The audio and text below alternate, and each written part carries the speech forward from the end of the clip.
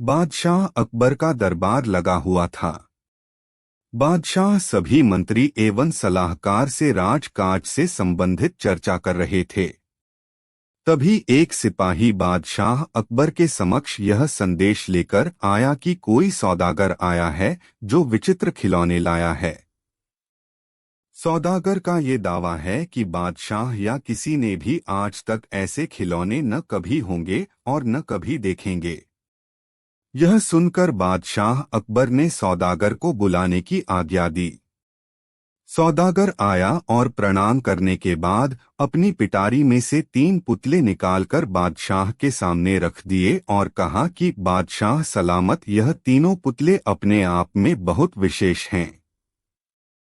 पहले पुतले का मूल्य 1,00,000 मुहरें हैं, दूसरे का मूल्य 1,000 मुहरें हैं और तीसरे पुतले का मूल्य केवल 1 मुहर है। बादशाह अकबर और दरबार के सभी लोगों ने उन पुतलों को देखा। बादशाह अकबर बोले, सौदागर, हमें तो यह तीनों पुतले देखने में एक जैसे लग रहे हैं।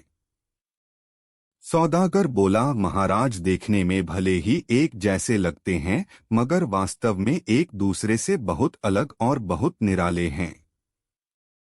बादशाह अकबर ने तीनों पुतलों को एक बार फिर बड़े ध्यान से देखा। फिर बोले, देखने में तो कोई अंतर नहीं लगता, फिर मूल्य में इतना अंतर क्यों? सौदागर बोला, महाराज, माफी चाहता हूँ, मैंने बीरबल की बुद्धिमता के बारे में बहुत सुन रखा है। यदि बीरबल इसकी पहचान कर सकें कि कौन सा पुतला कितने का है तो मैं मानूं। बादशाह अकबर ने बीरबल की तरफ देखा। इस प्रश्न ने बीरबल को भी बहुत परेशान कर दिया। हार के दरबार में सभी लोगों को वो तीनों पुतले दिखाए और कहा कि इनमें क्या अंतर है, मुझे बताओ। दरबारियों ने तीनों पुतलों को घुमा फिराकर सब तरफ से देखा मगर किसी को भी इस गुत्थी को सुलझाने का जवाब नहीं मिला। जब बादशाह ने देखा कि सभी चुप हैं तो उसने दोबारा वही प्रश्न अपने सबसे बुद्धिमान मंत्री बीरबल से पूछा। बीरबल ने पुतलों को बहुत ध्यान से देखा और एक सेवक को 3 तिनके लाने की आज्ञा दी। तिनके आने पर बीरबल ने पहले पुतले के कान में तिनका डाला। सबने देखा कि तिनका सीधा पेट में चला गया। थोड़ी देर बाद पुतले के होंठ हिले और फिर बंद हो गए। अब बीरबल ने अगला तिनका दूसरे पुतले के कान में डाला। इस बार सबने देखा कि तिनका दूसरे कान से बाहर आ गया और पुतला ज्यों का त्यों रहा। ये देखकर सभी की उत्सुकता बढ़ती जा रही थी कि आगे क्या होगा। अब बीरबल ने आखिरी तिनका तीसरे पुतले के कान में डाला।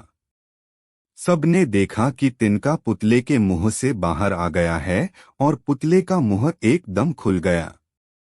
पुतला बराबर हिल रहा है जैसे कुछ कहना चाहता हो। बादशाह अकबर के पूछने पर कि ये सब क्या है और इन पुतलों का मूल्य अलग अलग क्यों है, बीरबल ने उत्तर दिया, जहां पनाह बुद्धिमान व्यक्ति सुनी सुनाई बातों को अपने तक ही रखते हैं और उनकी पुष्टि करने के बाद ही अपना मुंह खोलते हैं। यही उनकी विशेषता है। पहले पुतले से हमें यही ज्ञान मिलता है और यही कारण है कि इस पुतले का मूल्य 1,00,000 मुहरें हैं। कुछ लोग सदा अपने में ही मग्न रहते हैं, हर बात को अनसुना कर देते हैं। उन्हें अपनी वाहवाह की कोई इच्छा नहीं होती। ऐसे लोग कभी किसी को हानि नहीं पहुंचाते।